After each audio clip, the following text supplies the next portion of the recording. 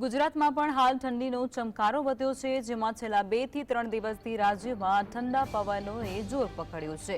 ત્યારે વડોદરામાં પણ ઠંડીનો કહેર જોવા મળ્યો। શહેરમાં 11 ડિગ્રીથી તાપમાન નોંધાઈ રહ્યું છે। તો ઠંડીના કારણે રસ્તાઓ પર લોકો તાપણા કરતા પણ નજરે પડી રહ્યા છે। તો દિવસ દરમિયાન પ્રતિ કલાકે 4 કિલોમીટર પવન આવતા ઠંડીનો પારો વધ્યો છે। વધુ વિગતો અમારા સંવાદદાતા રૂપેશ આ મુદ્દાને લઈને આપી રહ્યા છે। રૂપેશ, વડોદરામાં પણ હવે હાડ થીજવતી ઠંડી પડી રહી છે અને લોકો તાપણાનો સહારો લઈ રહ્યા છે। શું છે જાણકારી? ચોક્કસ જે રીતે ઠંડીનો કહેર વધી રહ્યો છે, સમગ્ર ગુજરાત અને દેશમાં ઠંડીનો કહેર વધી રહ્યો છે, તેમાં વડોદરા પણ બાકાત નથી। એ રીતે 11 ડિગ્રીની આસપાસ તાપમાન જે પહોંચ્યું છે, ઠંડીની અસર વધુ જોવા મળી રહી છે। જે રીતે સુસવાટાભેર પવનો ફૂંકાઈ રહ્યા છે, જેના લીધે જનજીવનને પણ અસરો પડી રહી છે।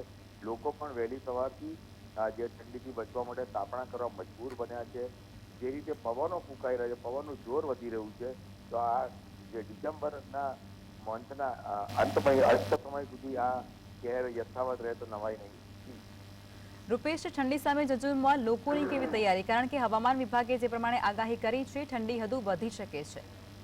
બિલકુલ આપની વાત સાચી છે, ઠંડી વધી શકે છે, 100% વાત આપની સાચી છે। સહેમત છું એ વાતથી। હવામાન વિભાગની આગાહીને લોકો હવે ગંભીરતાથી લઈ રહ્યા છે અને ઠંડીથી બચવા માટે જે ગરમ વસ્ત્રો હોય કે પછી જે પણ એનાથી પ્રોટેક્શન હોય, ચાહે તાપણા કરવા પડતા હોય કે ગરમ વસ્ત્રો ખરીદવા પડતા હોય, મફલર હોય, સ્વેટર હોય કે પછી અન્ય હાથના મોજા હોય, તમામ લોકોએ ખરીદવા માટે બિલકુલ તત્પર બન્યા છે અને તેઓ ખરીદી પણ રહ્યા છે। અને જે લોકો વહેલી સવારે જોબ પર જવાનું હોય કે બિઝનેસ માટે નીકળવાનું હોય કે પછી અન્ય કામો માટે જવાનું હોય, એ લોકો તાપણા કરીને પણ બિલકુલ ઠંડીથી બચવા માટેનો પ્રયાસ કરી રહ્યા છે।